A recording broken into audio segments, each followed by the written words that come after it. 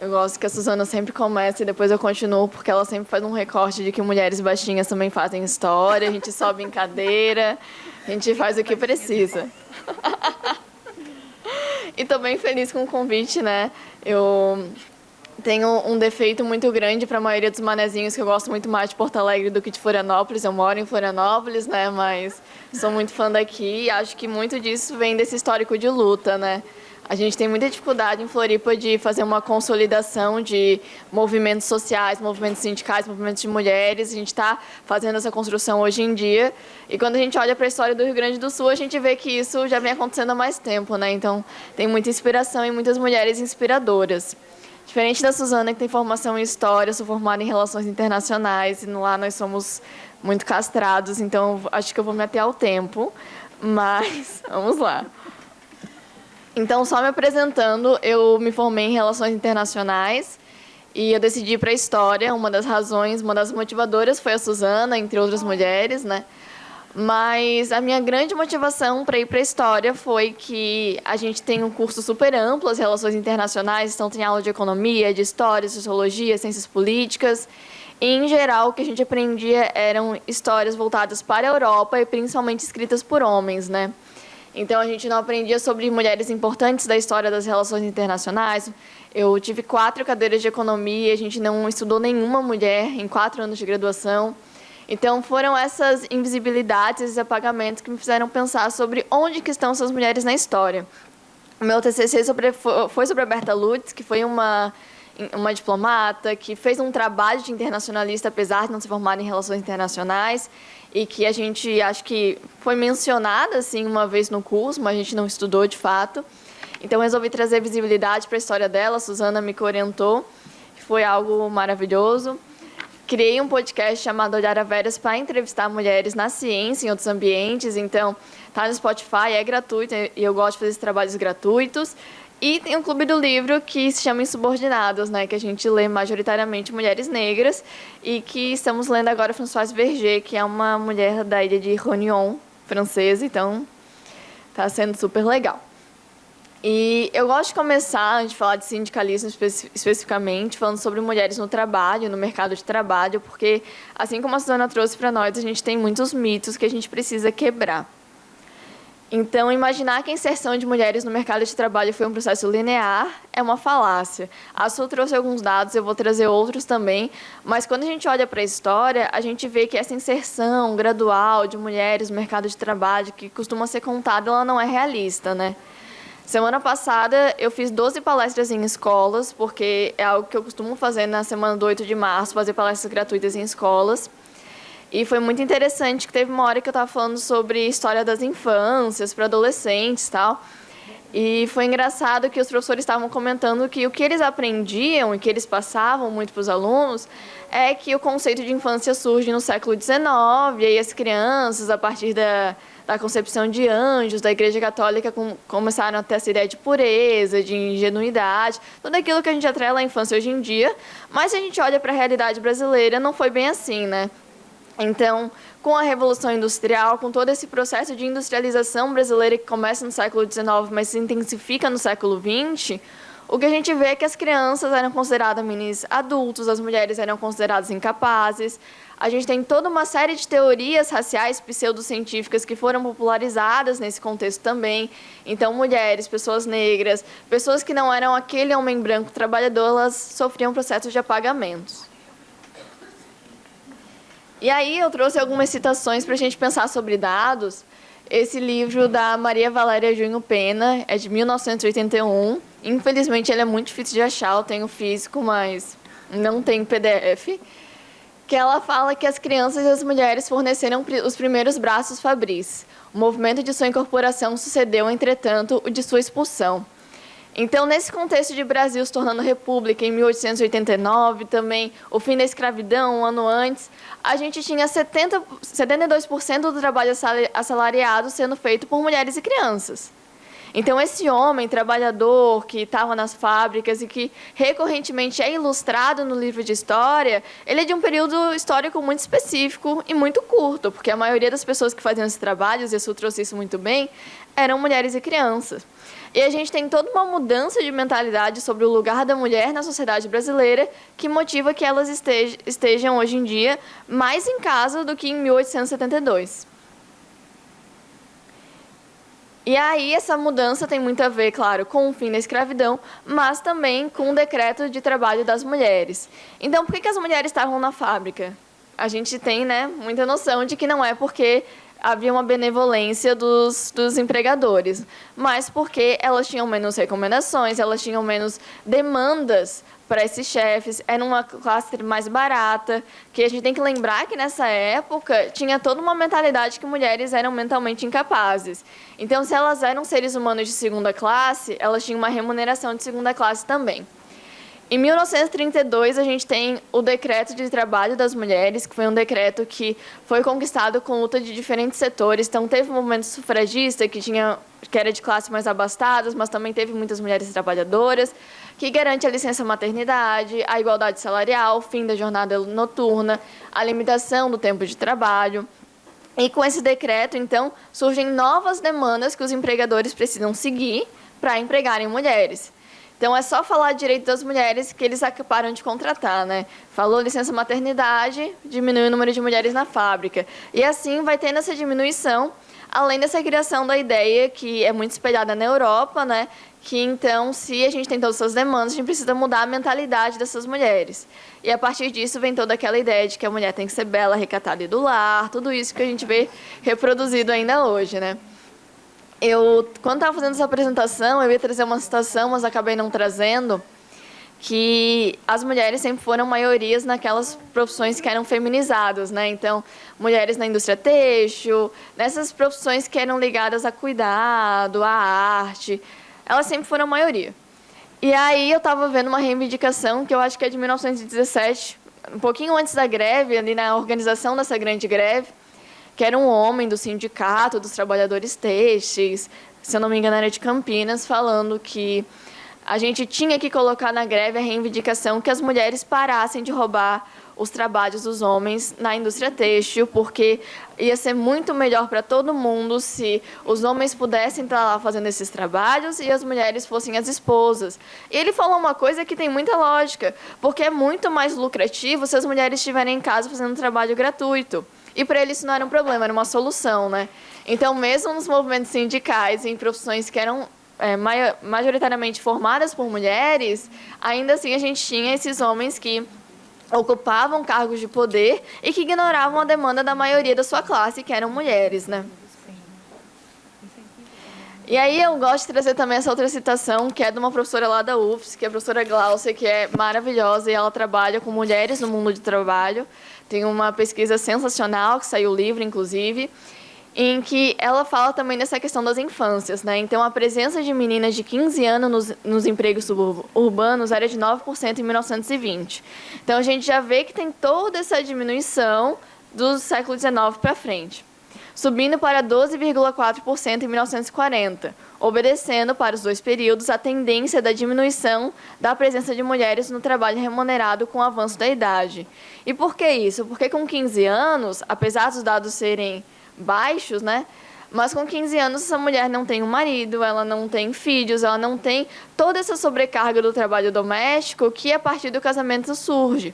E com essa sobrecarga, ao invés de se pensar em condições mais justas para essas mulheres trabalhadoras, divisão do trabalho sexual, esse trabalho reprodutivo, essas mulheres são incentivadas a saírem do mercado de trabalho. Então, desde o início do século XX, a gente vê essas criações de estereótipos sobre as mulheres. E, claro, daí vem a questão do trabalho doméstico reprodutivo. Eu acho que a Su falou super bem sobre isso, mas a gente tem que ficar repetindo porque está se criando uma mentalidade no Brasil nos últimos anos, e vocês que são sindicalistas sabem bem como é isso, né? De que o lugar da mulher é dentro de casa, no espaço privado, é não ocupando lugares de poder. E o mais triste é quando a gente vê mulheres que ocupam lugares de poder e estão reforçando essa ideia, né? Em Santa Catarina, a gente sofre muito com uma deputada específica que também fez um congresso dia 8 de março, antifeminista, tudo mais, em que estava falando que mulher tem que estar dentro de casa, tem que, acima de tudo, cumprir com essa função do trabalho reprodutivo. Ela eleita, sentada no plenarinho da Assembleia Legislativa, né? Então, é um discurso que vem se fortalecendo no Brasil e que é feito de maneira completamente contraditória, mas que chama muita gente. Até porque, se a gente pensa na carga mental, na exaustão que essas mulheres enfrentam, realmente, para muitas mulheres, talvez seja mais fácil ficar nesse lugar que não é de resistência, que não é de tanta luta, que não sofre tantos ataques públicos, do que fazer essas duplas e triplas jornadas de trabalho, né? Então, o trabalho reprodutivo sempre surge nesse sentido. Eu trouxe uma citação da Silvia Federici, que a Su mencionou também, que é uma mulher italiana, professora, que trabalha com história feminista e com teoria feminista, que ela fala que o trabalho doméstico foi transformado em um atributo natural, em vez de ser reconhecido como trabalho, porque foi destinado a não ser remunerado. Vocês pensem, tem várias pesquisas saindo agora com muitas economistas feministas, o quanto é lucrativo para o capitalismo, para essas empresas, que esse trabalho não seja remunerado.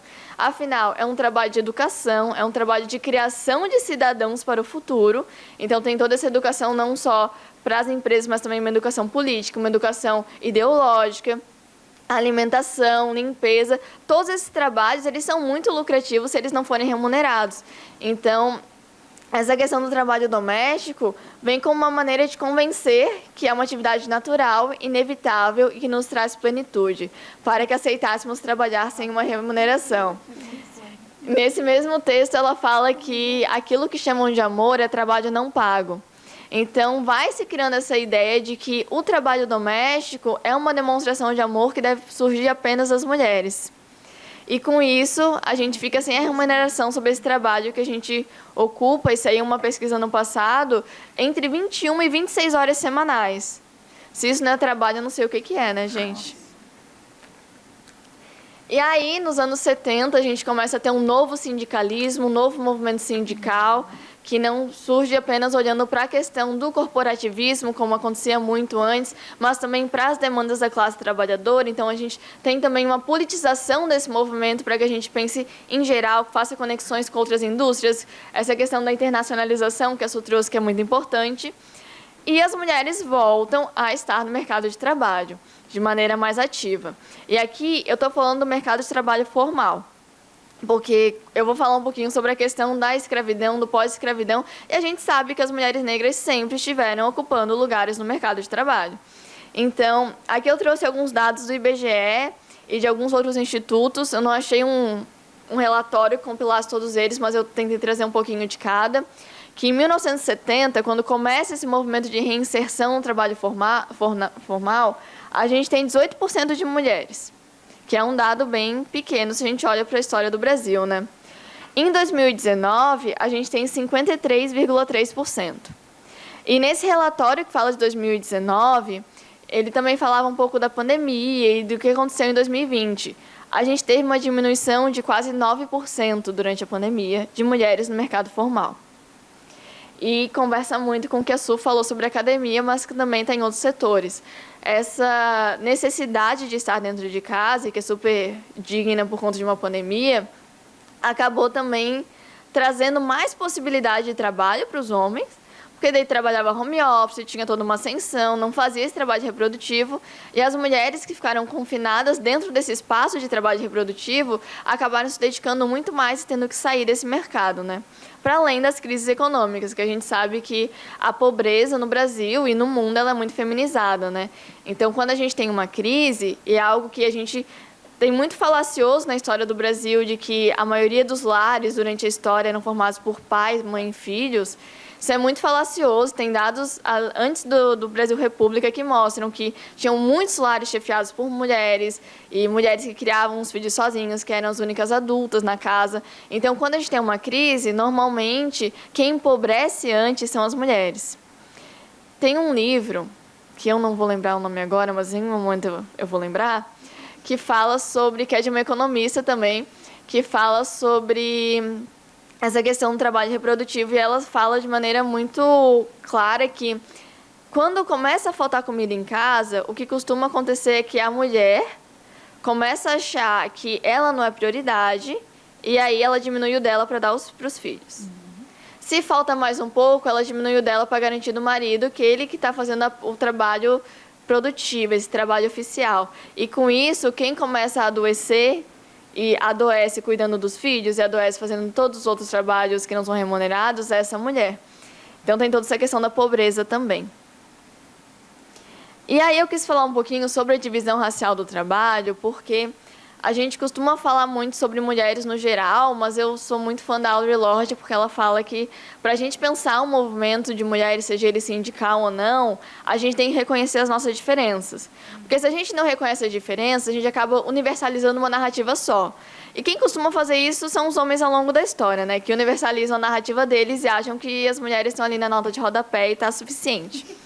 Então, para a gente não cometer os mesmos erros, eu acho importante a gente falar sobre as diferenças das mulheres que estão no sindicato. Eu trouxe alguns anúncios horríveis para a gente pensar um pouquinho sobre o período entre o fim da escravidão, esse surgimento da República, como que as coisas vão se alterando. Então, eu trouxe esses dois do cantinho que são antes do fim da escravidão. O fim da escravidão é de 1888. O seguinte também é um pouquinho antes, mas a gente já vê uma mudança de mentalidade, porque é importante ressaltar que quando a gente tem a abolição da escravidão no Brasil, quase 90% das pessoas negras não eram mais escravas. A gente liberta 10%. Já estava tendo todo um movimento ao longo do século XIX, de carta de alforria, de maneiras de resistência. A gente vai falar um pouquinho de quilombo também, então existiam já essas resistências para a liberdade. E os dois anúncios do canto, eles são de amas de leite. Então, a gente vê ali que essa questão da ama de leite, dessas mulheres que eram escravizadas, a preferência eram por mulheres negras. Então, ali nos dois, eles falam, né, que eles querem alugar essas mulheres de pessoas que eram proprietários dessas pessoas.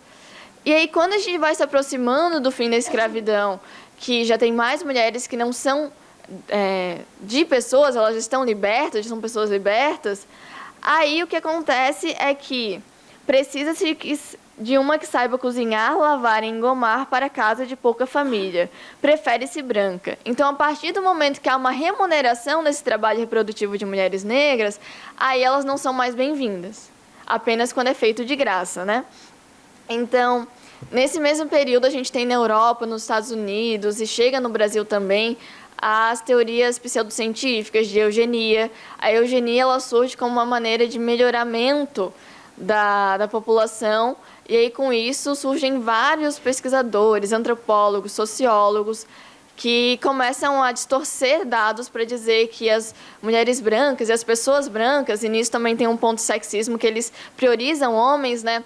Eles são mais evoluídos, as famílias formadas por pessoas por casais que não são famílias só de mães ou só de pais, elas são mais evoluídas, têm mais chance de dar certo na vida, sem olhar para as questões sociais. Então, um dos grandes representantes das teorias eugenistas é o Renato Kell. Até hoje, a família dele tem muito dinheiro, porque ele foi um homem que teve muito financiamento, né? A neta dele é uma psicanalista super famosa, inclusive, que faz todas as críticas importantes que têm que ser feitas, né? E ele ficou muito famoso, ele ganhou muito dinheiro, ele participou da política. Quando a gente tem o surgimento da Constituição de 1932, ali a Constituinte de 32, ele é um dos caras que é sempre referenciado nessa ideia de que o meio não importa.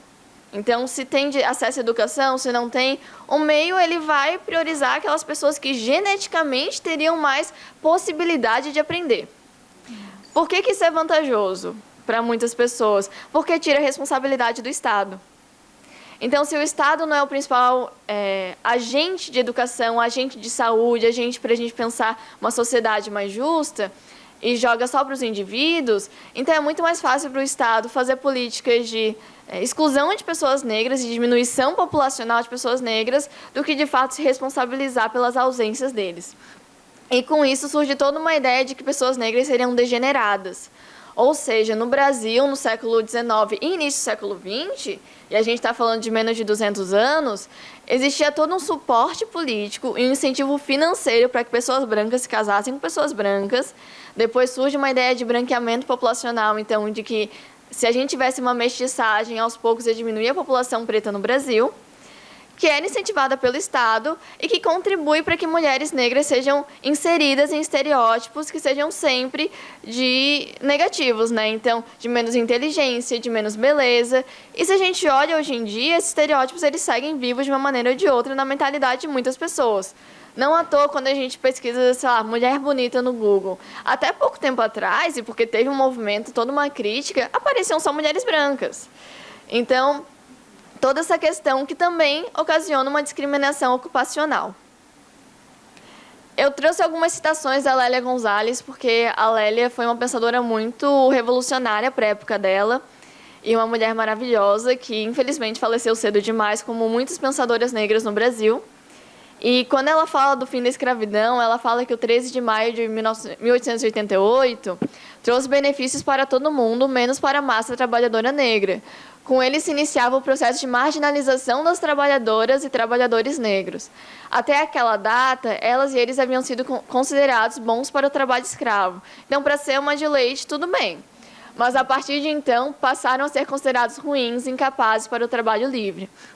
A gente tem toda uma imigração para o Brasil também nesse período, de imigrantes italianos e alemães. Não sei aqui, mas em Santa Catarina, em cidades alemãs, tem muito essa ideia do progresso. Na reitoria da UFSC, inclusive, tem uma arte que é horrível. Eles acham ok, mas é horrível. Que é assim, tem as festas populares de um lado, aí tem samba, carnaval, super legal. E o outro lado é o progresso, é o lado do progresso. E daí tem os imigrantes italianos e alemães desenhados, e daí está escrito progresso, desenvolvimento, indústria. Então, essas ideias que surgem com as teorias eugenistas, elas seguem vivas na nossa mentalidade, né? Que esse progresso, que esse desenvolvimento que vem com esses imigrantes nesse mesmo período, é o contrário daquilo que a população negra poderia oferecer. E aí eu trouxe alguns dados sobre o contexto atual para a gente ver o impacto dessas teorias também na contemporaneidade, né? Espera aí que eu vou ter que olhar aqui porque lá eu não enxergo. Eu trouxe alguns dados, todos eles são de 2022 para frente, então são dados muito recentes. E eles falam sobre acesso de mulheres negras na sociedade brasileira em geral. Então, mulheres negras são quase metade dos 2,4 milhões de jovens de 15 a 29 anos que não estudam nem trabalham no Brasil, mas gostariam. Então, fala dessa falta de acesso. Mulheres negras ganham menos da metade do que homens brancos no Brasil. Mais de 40% das mulheres negras estão subutilizadas no mercado de trabalho. E eu trouxe uma citação que eu vou falar depois sobre essa massa marginal, essas pessoas que estão em idade reprodutiva, que querem trabalhar, mas que não têm acesso a empregos. E a gente sabe que é só ter uma crise econômica que as primeiras pessoas a serem dispensadas são mulheres negras. Mulheres negras são as maiores vítimas em casos de violência. 60% dos feminicídios no Rio eram de mulheres negras. Nas universidades, isso, no Sul, principalmente, a gente entra em qualquer universidade, a gente vê, a gente não tem professoras negras. É uma raridade, assim.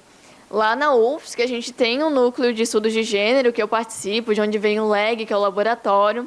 A gente tem 3 professoras, agora vai entrar mais uma, e são 4 professoras brancas. E o problema não é elas serem brancas, mas a gente só tem 4 professoras de gênero, que já é um número minúsculo, e todas elas são brancas. A gente não tem nenhuma mulher falando sobre raça, decolonialidade. Elas fazem um esforço de incluir isso nos trabalhos delas, mas ainda assim, elas estão pesquisando outras coisas, e no direito delas. A gente precisa ter pessoas que estão interessadas em pesquisar raça, né? Mulheres são apenas 1/3 dos pós-graduandos em ciências exatas e tecnológicas. E nessa reportagem da Câmara de Deputados, o número de mulheres negras em ciências exatas é muito menor. 90% das mulheres que tornaram mães solos no Brasil nos últimos 10 anos são negras, que volta ao ponto que eu trouxe de que essa família nuclear de pai, mãe e filhinhos, ela é uma ilusão no Brasil. No ensino superior, e aqui era uma reportagem da Folha, o percentual de mulheres brancas era o dobro daquele alcançado por mulheres pretas e pardas. E aí, essa questão do ensino superior eu gosto de trazer porque a gente fala muito da conquista das cotas, e é uma conquista referente aos anos 90, final dos anos 90, início dos anos 2000, e quem encabeçou a luta por cotas foram mulheres negras. Então, a Sueli Carneiro, que já era uma intelectual reconhecida, ela fez um trabalho incrível em prol da valorização do rap como cultura nacional, e com isso ela incentivou que esses meninos entrassem na universidade e ocupassem espaços. Ela lutou para as cotas universitárias para que mais mulheres negras pudessem estar lá. Então, as cotas, e quando a gente pensa, por exemplo, os 5 principais nomes de pessoas que lutaram pelas cotas em geral, as 5 são mulheres negras. Então, são benefícios que vão para além da realidade só delas, né? E a questão da fome, que a gente falou também da feminização, que também tem um impacto racial, que a fome é maior entre famílias chefiadas por mulheres negras. Então, a gente tem toda uma questão social no Brasil, que muitas vezes é tratada como intelectual, porque a gente ainda tem resquícios do pensamento eugênico no Brasil, que faz com que mulheres negras estejam sempre à margem. Então, a Lélia Gonzalez traz que o que existe no Brasil, efetivamente, é uma divisão racial do trabalho. E é muito interessante ela trazer isso, porque a gente está consolidando hoje em dia a crítica da divisão sexual do trabalho, né? Que hoje em dia a gente vai tendo 1001 outras nomenclaturas para não falar divisão sexual do trabalho. Então, é trabalho de cuidado, enfim. Mas que originalmente tinha esse nome. E a Lélia, nos anos 80, já fala que essa divisão não é só sexual, ela também é racial. Porque os empregos que são designados a mulheres negras e a mulheres brancas, ambas com a remuneração menor que a dos homens, também é diferente. E não é coincidência que a maioria quase absoluta da população negra brasileira faz parte dessa massa marginal, dessa massa que poderia estar trabalhando e não está, que segue crescente no Brasil ainda hoje, né? E aí, falando da realidade dos sindicatos, eu lembro que quando a gente teve o encontro do FenaJude lá em Floripa, que eu e a Suzana, a gente estava, a Carol também estava, acho que muitas de vocês estavam, porque eu reconheci muitos rostos hoje.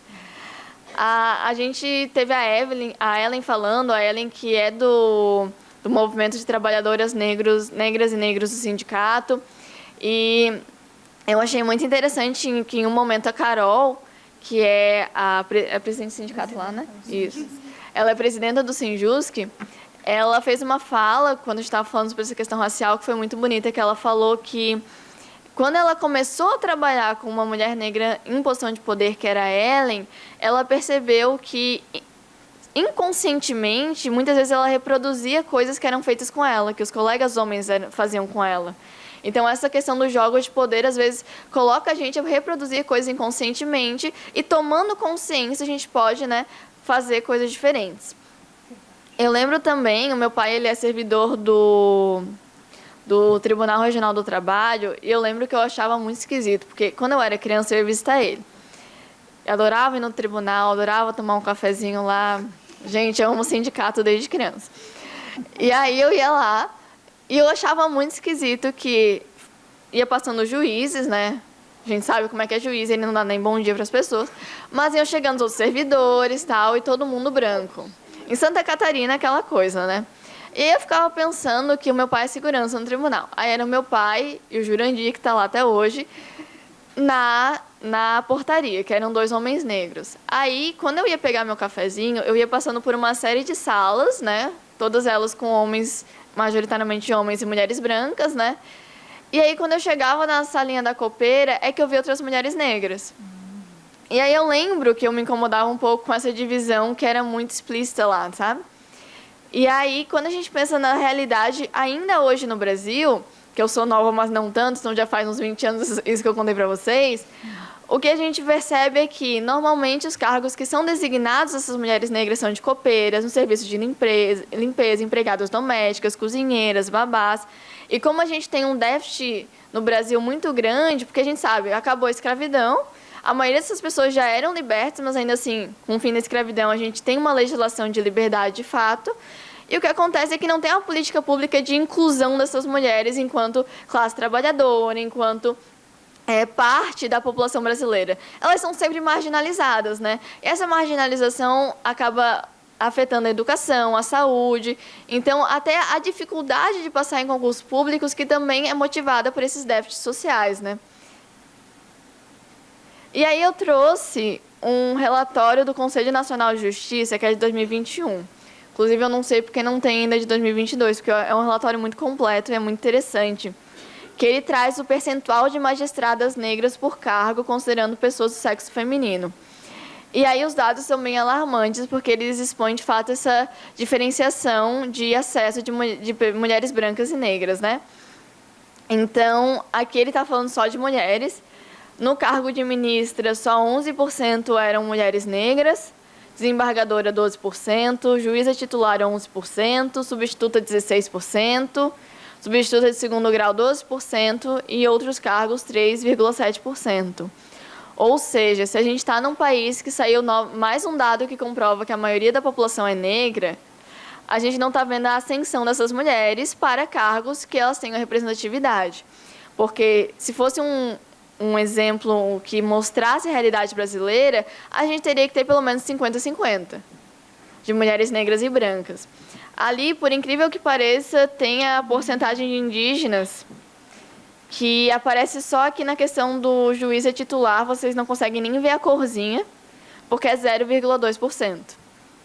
Então, olhando para esses dois grupos que foram marginalizados na história brasileira, a gente vê que essa desigualdade segue bastante presente. E aí, essa desigualdade é assunto também que a Lélia Gonzalez trata, né? Que o que percebemos na nossa sociedade é que na nossa sociedade as classificações sociais, raciais e sexuais fazem da mulher negra um objeto dos mais sérios estereótipos. E isso a Lélia discute muito nos livros dela, né? Como que a capacidade produtiva da mulher negra ela é sempre questionada. Mas, como nem tudo é desgraça nessa vida, apesar de muita coisa ser, eu quis trazer um pouquinho sobre a história de mulheres sindicalistas e de mulheres negras no mercado de trabalho, pensando que, se a gente conhece esses problemas todos que a gente está trazendo, a gente tem que pensar também sobre quem veio antes da gente. Eu sou muito defensora da ideia que a gente tem que valorizar o legado de quem abriu as portas para a gente estar aqui e abrir mais portas para mulheres que virão depois. E eu gosto muito daquela frase ali que é da Beatriz Nascimento, que foi uma historiadora que foi vítima de feminicídio, então, que é uma mulher que também foi vítima dessa violência, mas que tem um trabalho incrível, que ela fala sobre a questão do negro no Brasil, fez trabalho de cinema. O trabalho dela é maravilhoso. Inclusive, ela tem um filme chamado Ori, que é feito entre ela e uma outra pesquisadora que é judia, e elas falam dessa questão desse não lugar na sociedade brasileira, que é lindo. E ela tem essa frase que fala: é preciso saber de onde se vem para saber aonde se vai. Então, a partir do momento que a gente sabe quem são as mulheres que vieram antes da gente e possibilitaram que a gente estivesse aqui, a gente pode saber quais caminhos seguir, como que a gente pode fazer que esse legado seja mais longe. Tem uma frase da Rupi Kaur, que é uma poeta? Pode ser poeta. Uma poeta indiana que acabou imigrando depois, que ela fala que a gente tem que, quando a gente sobe uma montanha dos feitos e das conquistas das mulheres, a gente tem que pensar como que a gente pode fazer com que essa montanha fique mais alta para que as mulheres que vierem depois consigam ver ainda mais longe que a gente. Então, acho que tem tudo a ver também com o que a Beatriz Nascimento traz, que é a partir do reconhecimento das barreiras sociopolíticas e econômicas que são enfrentadas majoritariamente por mulheres negras, é que a gente pode pensar como que a gente pode atuar de maneira antirracista. Teve um encontro de negras e negros do judiciário final do ano passado, que eu não consegui ir. Ainda estou com essa dor no meu coração. Mas foram várias palestrantes maravilhosas, que fizeram reflexões maravilhosas e que possibilitaram que se pensasse que, claro, a gente não pode resolver o mundo e a gente não pode mudar todas as estruturas do mundo. Mas, ainda assim, na nossa realidade, a gente sempre pode mudar alguma coisa. Então, eu trouxe algumas mulheres de luta que resistiram bastante para a gente conhecer. E que foram sindicalistas, né? E que foram mulheres negras que foram sindicalistas antes desse novo sindicalismo nos anos 70. Então, que fizeram toda uma luta na primeira metade do século XX, que, em meio a teorias eugenistas, em meio à ideia de branqueamento populacional, de tudo isso que acontecia na política, elas conseguiram ocupar espaços, né? Eu não trouxe Antonieta de Barros, mas eu costumo trazer Antonieta de Barros também. É difícil pesquisar Antonieta de Barros. Na minha pesquisa de mestrado, eu trabalho com ela e com a mulher que vou falar depois, a Laudelinda. Mas é muito difícil trabalhar com história de mulheres negras porque tem pouquíssimos registros, né? E quando a gente fala de história pós-abolição, a gente não costuma encontrar documentos. Eu estava até conversando com uma professora minha de pós-abolição que o que costuma acontecer é que a gente recorre a registro de óbito, registro de batismo, registro de navios, quando fala do período escravocrata, mas a gente acha pouquíssima referência sobre essas mulheres especificamente, né? Então, eu não achei nenhuma referência que associasse Antonieta de Barros ao sindicato. Eu achei que o irmão dela era sindicalista e o irmão dela teve uma importância muito grande para que ela se reconhecesse enquanto uma mulher de luta. Então, a questão do sindicato também estava presente ali na vida dela. E foi ela que instituiu o Dia do Professor. Então, ela foi a primeira mulher negra a ser eleita deputada. Ela foi a única até hoje em Santa Catarina que foi eleita. E, por incrível que pareça, a gente foi em Santa Catarina. E ela tem um legado gigantesco, porque o que ela fez segue repercutindo até hoje. Então, muitas das lutas que estão em sindicatos de professores, nessa questão da representação e da valorização de professores, se inicia também com ela instituindo o Dia do Professor, como uma forma de valorizar a luta daqueles que estavam lá preparando as gerações futuras. Mas eu trouxe sobre outras duas mulheres, uma delas a Laudelina de Campos Melo, que foi neta de pessoas escravizadas. A mãe dela era semi-analfabeta, ela também abandonou a escola aos 12 anos, porque aos 7 anos ela precisou se tornar empregada doméstica, porque o pai dela faleceu. E, novamente, a gente sabe quem é que costuma assumir as responsabilidades da casa quando um homem se ausenta, né? São sempre as mulheres que vão lá e ocupam triplas e duplas cargas de trabalho. E com 16 anos ela começou a se inteirar mais na luta pelas pessoas negras especificamente, né? Ela fez parte da Frente Negra Brasileira, que foi uma frente que durou pouquíssimo tempo ali nos anos 30, mas que ainda assim teve feitos consideráveis pela União do Povo Negro, principalmente no Rio de Janeiro e em São Paulo. E ela participou da fundação. Em 1936, ela foi fundadora da primeira entidade em defesa de trabalhadoras domésticas do país, em Santos, que se tornou um sindicato depois. Então, em 1936, faz quase 90 anos, ela foi lá e fundou esse sindicato junto com outras mulheres. Trouxe uma imagem de dos eventos para vocês verem, inclusive um evento muito parecido com esse aqui, se a gente para olhar aqui, são mulheres falando sobre a questão de mulheres, e é muito interessante. E durante a vida inteira dela, ela ajudou a fundar outros sindicatos, ela esteve ocupando outros cargos que não eram políticos, mas influenciaram na política, e foi uma mulher muito importante nessa questão do sindicalismo e da representação de mulheres negras no sindicato. Então, aqui foi um dos encontros da organização que ela fundou, e a gente vê que tinha bastante gente falando, bastante gente compondo mesa, homens ouvindo também, que é uma questão importante, que a gente não consegue mudar o mundo sozinhas, né? Então, ter esses homens aliados que fazem parte da luta também, mas que não tiram o protagonismo das mulheres. E a outra mulher que eu trouxe é a Almerinda Farias Gama, que é quem eu trabalho na dissertação, que foi uma mulher que ela foi muito esquecida pela história, e isso é uma coisa muito comum quando a gente fala de história das mulheres negras, infelizmente, que são mulheres que têm trajetórias incríveis, enquanto estão vivas são valorizadas, e quando falecem, as pessoas acabam esquecendo sobre a trajetória delas, sobre a importância delas. A Almerinda, a maioria das coisas que existem sobre elas, e não só documentos, mas também coisas familiares, fotos, roupas, estão com a neta dela. E isso é uma coisa muito bizarra, né? Porque a gente acha que história é algo que está só em museu. E ela, que foi uma mulher super importante para a história do sindicalismo no Brasil, não tem um arquivo sobre ela, tá tudo com a neta dela, não é algo público. E ela foi uma mulher que sofreu muito na vida dela, porque ela se casou 2 vezes e se tornou viúva muito rápido 2 vezes. Ela era uma mulher muito amorosa e também muito brava. E é algo que a neta dela sempre fala, que ela era muito brava, assim, eu acho maravilhoso. Que ela nasceu em Maceió em 16 de maio de 1899. Então, a gente está falando de 11 anos depois da abolição da escravidão. Infelizmente, ela falava que era uma mulher mestiça, então, possivelmente, o pai ou a mãe dela eram brancos. Eu suspeito que o pai dela seja um homem branco e a mãe dela seja uma mulher negra, mas não tem registro sobre a história da família dela, que volta para a questão do apagamento que a Suzana falou da história das mulheres.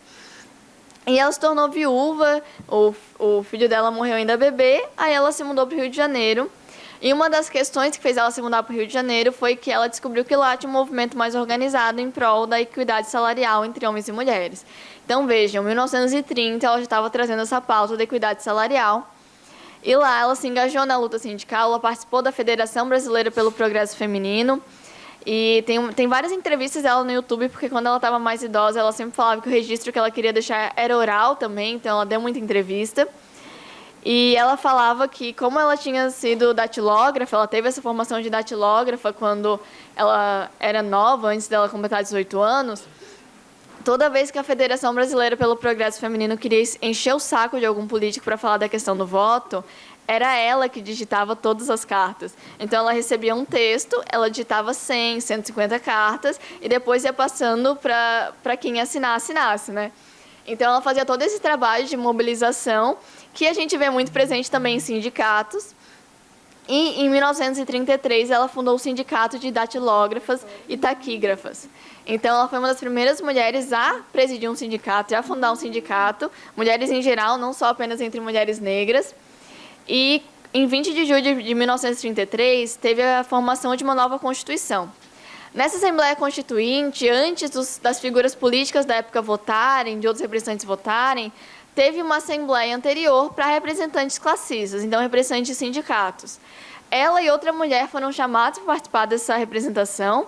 A outra mulher adoeceu, então ela não estava presente, e a Almerinda foi a única mulher a participar da Assembleia Nacional Constituinte em 1933. Então, um ano antes da gente conseguir, de fato, a conquista do voto feminino, que ela também encabeçou junto com a Berta Lutz e outras mulheres, ela já estava exercendo esse direito ao voto por ser sindicalista. Então, foi a possibilidade de estar num sindicato que fez com que ela ocupasse esse espaço, e nesse espaço ela falou também sobre defesa de infâncias. E eu achei uma carta linda dela esses dias, que ela estava fazendo um manifesto, bem nessa época mesmo, que ela falava que tinha que ter museu para criança, porque as crianças têm que ter acesso à cultura, que quando tem reunião de sindicato tem que ter um lugar para as crianças ficarem, é algo que ela plantou e vocês estão plantando também aqui no sindicato. Então, ela fez ela encabeçou essa luta muito antes da gente ter esse sindicalismo mais ligado à questão de classe, muito antes da gente estar falando disso. Porque ela falou em 1933 e a gente está precisando falar novamente sobre muitas das questões que ela trouxe. Então, ela foi uma mulher fantástica que foi muito esquecida. Em 2020, gente, trabalho do século XIX e XX, é difícil para mim números. Mas em 2020, uma pesquisadora alagoana, conterrânea dela, fez uma dissertação sobre ela, e aí foi atrás dela, e aí o município de Maceió foi atrás de fazer um registro da memória dela, estão pensando em fazer um feriado no dia que ela nasceu, então estão falando mais sobre ela, mas vejam, ela nasceu em 1899. Em 2020 é que a gente está tendo algum reconhecimento da luta dela, né? Eu trouxe para vocês verem que eu gosto de documento, a carteirinha dela, de sindicalista, que tem uma fotinho dela, né? E que conta que ela era delegada na Constituinte do sindicato que ela presidiu. Depois que ela presidiu o sindicato, ela fundou, na verdade, partido político com outros homens. Não se sabe se ela participou da Frente Negra, né, da Frente Negra Brasileira, mas ela fazia um evento no mesmo endereço da Frente Negra, então imagino que ela conheceu. E ela é uma mulher incrível sindicalista que a gente não conhece. E por que a gente não conhece? Porque tem-se essa mania na história de apagar mulheres que fizeram história. Então, quando foi falada, a Maís falou do livrinho do sindicato de vocês, eu fiquei muito curiosa para ver os nomes que aparecem lá também. Inclusive, eu e a Suzana, a gente aceita um presentinho. Porque eu fiquei muito interessada em ver os nomes que estão lá, as mulheres que estavam lá. A Carol Lobo estava me contando que eles estavam fazendo também um trabalho de ir atrás da história do sindicato que ela participa, e ela falou muito do registro oral. E eu acho que essa questão do registro oral é algo muito importante, porque quando a gente fala de história das mulheres, dificilmente a gente vai ter documentos que citem elas. É muito difícil que se olhe para mulheres em documentos oficiais. Então, esse registro da história oral, ouvir as companheiras, ouvir aquelas que vieram antes na luta sindical é muito importante para que a gente possa construir essa história futuramente, né? E aí, finalizando, eu trouxe uma notícia do Sindjusc, que foi sobre o encontro de negras e negros do judiciário que aconteceu no final do ano passado, que foram várias representações, né? Mas eu quis trazer essa imagem especificamente porque o Galo de Luta, que é um homem que luta pela questão dos entregadores de iFood, toda essa precarização desses entregadores, dessa uberização do trabalho que não cria vínculos, e a gente sabe a importância de ter vínculos empregatícios para que a gente possa ter demandas trabalhistas. Ele falou que não tem como falar de sindicato sem falar da primeira experiência de organização de trabalhadores no Brasil, que foi o Palmares, né? Que foi o Quilombo de Palmares. Eu achei muito legal essa analogia que ele fez, porque a Beatriz Nascimento, a historiadora que a gente mencionou antes, ela fala que a gente tem que aquilombar os lugares que a gente está. E essa ideia de aquilombar não é só de estar lá presente, mas também que os lugares que a gente ocupa e que a população negra ocupa em geral sejam lugares de afeto, de alegrias, de construção coletiva com pessoas diferentes, de origens diferentes. Então, ela fala que a terra é meu quilombo, o meu espaço é meu quilombo. Onde eu estou, eu estou. Quando eu estou, eu sou. Então, que a gente possa estar nos lugares e que a gente possa ser nesses lugares também. Para além de tudo aquilo que nos faz um coletivo, que a gente também possa individualmente sentir parte daquilo, sentir um afeto em tudo aquilo que a gente faz. Que a gente sabe que a luta é cansativa, que os dados são complicados, mas que ainda assim já esteve muito pior. E a Simone de Beauvoir fala, né, que basta uma crise econômica, política, social para que questionem nossos direitos. Então, essa luta que a gente faz é constante e essa luta tem que ser mais plural, porque a gente tem até hoje resquícios da escravidão na mentalidade brasileira e a gente só consegue fazer um sindicalismo genuinamente pensando em trabalhadores se ele é antirracista e antimachista, né? Então é isso. Maravilha.